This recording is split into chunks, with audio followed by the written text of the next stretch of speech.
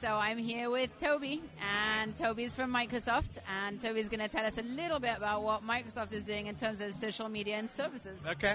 Well, I represent a group called Community and Online Support, and our focus right now is helping to reduce customer effort in terms of how they find solutions, both from a consumer point of view, but also our B2B and our Microsoft partners. 96% of our business goes through partners today, and so how we think about innovative ways of supporting B2B is important. So today we announced our @MS Partners Twitter account and social media team to help our 350,000 worldwide partners get support easier in a way in which they want to get it, so that we can improve their ability to support their customers. So that's what we're talking about here at South by Southwest. How big is Microsoft's social media team? Pretty well. It's all relative. We've got about 200 support engineers in our community forums, as well as in our Twitter social media practice. We also have 4,200 Microsoft Most Valuable Professionals who are community influencers. So they're not Microsoft employees. They are the enthusiasts in the marketplace. Fanboys. What's that? Fanboys. Yeah, they are definitely the fanboys, and frankly, they're the ones our customers want to listen to because they provide independent voice, they provide expertise, they provide the color commentary the customers really want when they're trying to learn about new products, deploy different products. So we've got a fairly distributed approach, and so far it's working really well. And what do the fans get for their effort then, for working for you, basically outsourced and saving you money? They don't feel outsourced, and they don't feel like they're saving us money. What they feel like is that they have a connection with Microsoft. The most important thing we do with these fans is we provide them direct access to our Microsoft engineers. And so they have direct connection with the people developing the product. They give feedback.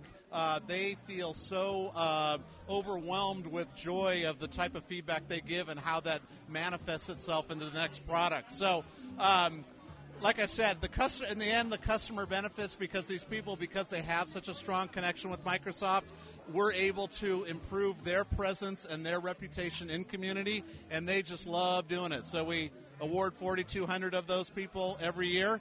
We actually brought about a third of them to Microsoft Redmond campus about 2 weeks ago to have 700 product feedback sessions with Microsoft engineers. So it's a great win-win relationship. Fantastic. And they must feel a lot happier now that they only have to deal with problems with Windows 7 and not with Vista anymore, right? Well, they are psyched about our operating system. In fact, they had a huge impact on the quality efforts that went into Windows 7 because they have the relationship with the product engineering team. The type of feedback they give day in and day out to the teams has really helped to improve product quality. When that product released, we had hundreds of global events marketing Windows 7, and 100% of those events, our MVPs were there talking about what a great product it is in market. And when customers hear from MVPs, they hear from the real-world experts and find their content and their ideas of most valuable, more valuable than for Microsoft employees. And so what have you been doing around South by Southwest? Really talking about the power of community, the power of the social world, and how community can help each other. User-generated content. That's really been the main point, is interactive ways to support customers and how we are embracing that more and more. Have you taken part in any panels or any talks? Yeah, I just finished a session called Customer Support in 140 Characters or Less, really talking about how companies use Twitter and other social media to support customers. We talk about how we use that as a concierge approach to get people to more richer support experiences, and how we use those ways to get them to the influencers who have the best ideas and the best content.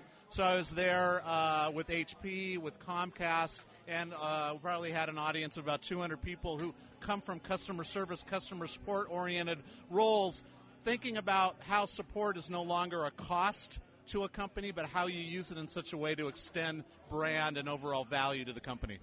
Is there a company that Microsoft looks to really in terms of social media and says, wow, they do it really well, we should copy that? Well, when we think about who is doing it well out there, I mean, we look at a lot of companies. HP's doing a great job. Dell's doing a great job. Comcast doing a fantastic job with Twitter. We also, look at companies who aren't necessarily technology companies, and you think about organizations like Nike. There's a number of hotels that do a fairly decent job with utilizing social media in a way to extend their brand. So it's really important to be looking at the leaders out there, not always in your medium, but it's an important aspect of our customer service strategy. What's been Microsoft's biggest mistake in terms of social media to date?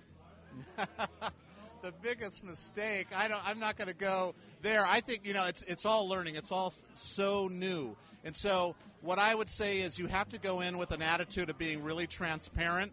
A company can make mistakes by thinking that social media is about getting reach and by broadcasting messages. We go in thinking about a two-way dialogue, making sure that customers know you're listening.